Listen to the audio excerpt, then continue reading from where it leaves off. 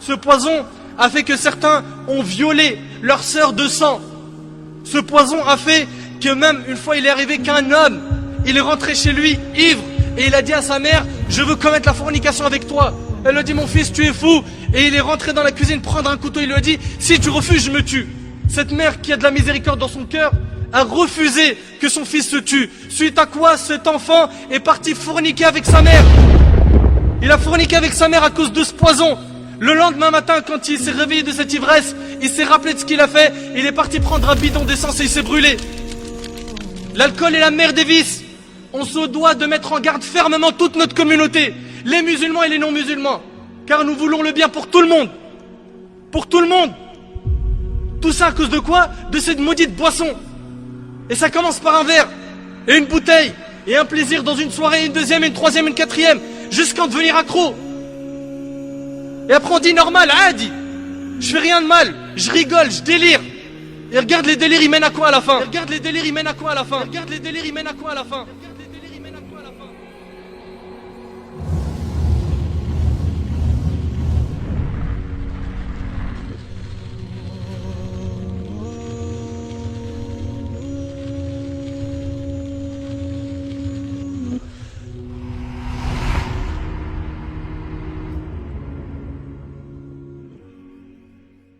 Tu vas aller vendre dehors, là, dans la rue?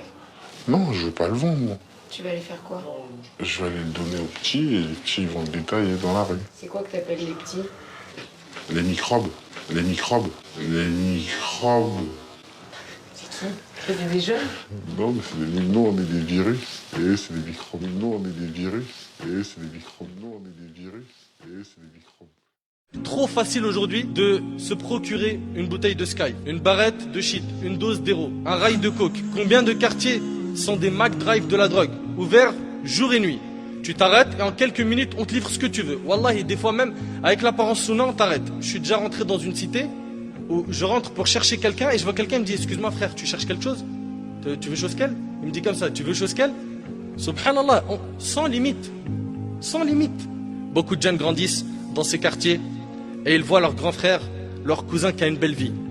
Il bosse pas, il se réveille tous les jours à 14h et il est tout le temps bien habillé. Hugo Boss, Louis Vuitton, des chaussures de luxe, grosse voiture, les lunettes, je te parle pas, Fred, Cartier, Boucheron, Ray-Ban. Il est tout le temps accompagné d'une femme. Alors ce jeune qui voit les gens dans son quartier vivre dans ce confort, il se dit, bah pourquoi pas moi? Pourquoi ne pas faire comme lui? Pourquoi ne pas chercher à lui ressembler pour vivre une vie pleine de joie et de bonheur? Selon lui, il pense que c'est une vie pleine de joie et de bonheur, alors que c'est une vie de risque et c'est une vie très très dure et amère. Ce qu'il veut, c'est devenir comme les types du film La Haine. Il veut pas se casser la tête à étudier, à travailler. Il est intéressé par l'appât du gain facile.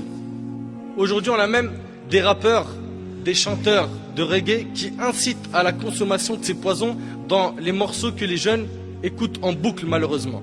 Les jeunes deals, tout le monde le sait et tout le monde se tait. Beaucoup de jeunes sont tombés dans ce piège et cela a occasionné beaucoup de problèmes dans les familles, avec la justice. Beaucoup de jeunes musulmans sont en prison. Beaucoup de mamans pleurent et font la queue en prison pour voir leur fils au parloir qui les a fait souffrir par ces bêtises. C'est la dure réalité, mais la pure vérité. Et Allah tabaraka wa ta'ala a dit dans Sourate Al-Baqarah, Sourate 2, versets 11 et 12, écoute bien ce qu'Allah tabaraka wa ta'ala dit, وَإِذَا قِيلَ لَهُمْ لَا تُفْسِدُوا فِي الْأَرْضِ قَالُوا إِنَّمَا نَحْنُ مُصْلِحُونَ أَلَا إِنَّهُمْ هُمُ الْمُفْسِدُونَ وَلَكِنْ لَا يَشْعُرُونَ. Et quand on leur dit, ne semez pas la corruption sur la terre, écoute ce qu'Allah dit, ouvre-moi ton cœur et accueille ces paroles. Et quand on leur dit, ne semez pas la corruption sur la terre, ils disent, au contraire, nous ne sommes que des réformateurs. Des réformateurs. Certes, ce sont eux les véritables corrupteurs, mais ils ne s'en rendent pas compte.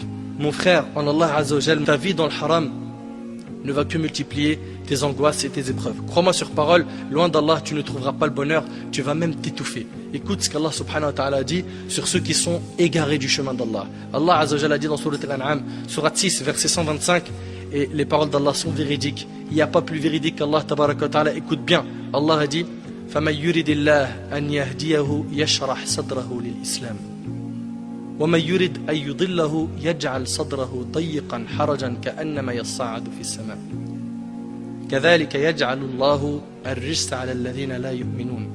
Et puis quiconque Allah veut guider, il lui ouvre la poitrine à l'islam. Le chemin de la guidée, c'est quoi? C'est le chemin de l'islam.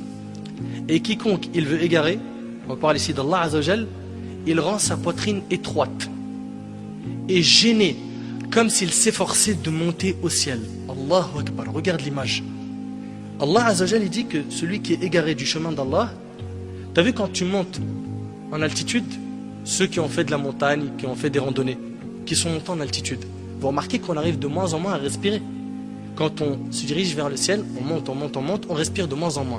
Et bien Allah Tabaraka Ta'ala il dit, et quiconque il veut égarer, il rend sa poitrine étroite et gênée, comme s'il s'efforçait de monter au ciel. C'est-à-dire que si tu es loin du chemin d'Allah, tu étoufferas. Tu seras jamais heureux. Jamais, impossible, wallahi impossible. C'est Allah subhanahu wa ta'ala qui le dit. Tu vivras des moments courts, éphémères de bonheur, mais pas le bonheur même. Le vrai, celui de la foi. Celui de la foi, tu peux le goûter qu'en te rapprochant d'Allah Azzawajal. Qu'en t'écartant de ce mauvais cercle que tu fréquentes. Qu'en délaissant toutes ces substances, cette mauvaise fréquentation et ces mauvaises habitudes. Akhi, un jour, cette vie aura une fin. Et soit tu seras au paradis, soit en enfer. Et pour une éternité. Soit de ceux qui seront gagnants le jour du jugement. Soit de ceux qui seront des habitants du paradis. Et pas de ceux qui seront des habitants de l'enfer. Et prends garde à ne pas suivre les pas du diable. Qui au final, ce diable-là se désavouera de toi le jour du jugement. Taïb. Sûrement tu es en train de te dire comment faire pour sortir de ce gouffre. Je suis dans une bande, je travaille pour un gros dealer, je suis son petit, ou bien j'ai goûté à trop d'argent. Comment faire? Comment est-ce que tu veux que je me débarrasse de tout ça? Premièrement, commence déjà par reconnaître que ce que tu as fait, c'est un grand péché et que ça mérite un repentir. Ça, c'est la première chose. Parce que tu ne pourras jamais te repentir si tu ne reconnais pas que ce que tu as fait, c'est super grave. Deuxièmement, le repentir sincère. Le repentir sincère, ses conditions sont au nombre de 4. 1. Le regret. Tu dois regretter, tu dois être sincère dans ton regret. À chaque fois que tu penses à ce péché, tu dis « j'ai fait une énormité ». Tu regrettes ce que tu as fait. 2. Que tu te détaches immédiatement du péché. Tu vendais, tu dealais, tu consommais de l'alcool, de la drogue, la cigarette, tu te repens. Tu te repens, c'est-à-dire tu regrettes et tu te détaches immédiatement du péché. Parce que continuer à faire le péché et dire « je me suis repenti », il est où ton repentir? 3.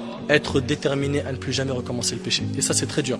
Parce que certains regrettent, se détachent, mais ils disent, si l'occasion se présente, où on peut, petite dahka, soirée, shit, alcool, pourquoi pas? Donc il n'est pas déterminé à ne plus le refaire. Et donc les conditions du repentir ne sont pas réunies. Le repentir, c'est pas une parole. C'est dur, c'est un travail du cœur, c'est très dur. 4. La restitution des dépôts aux ayants droit. Si tu as volé quelque chose, tu as pris des choses qui ne t'appartiennent pas, tu dois les rendre à leur propriétaire. Ça, c'est les conditions du repentir. Et si tu te repens, je t'annonce une bonne nouvelle. Le prophète alayhi salatu wassalam a dit celui qui se repent du péché, c'est comme si qu'il ne l'avait pas fait. T'imagines? Encore mieux que ça, Allah tabaraka ta'ala dit sauf ceux qui se repentent, croient et accomplissent de bonnes œuvres, ceux-là, Allah changera leurs mauvaises actions en bonnes. T'imagines?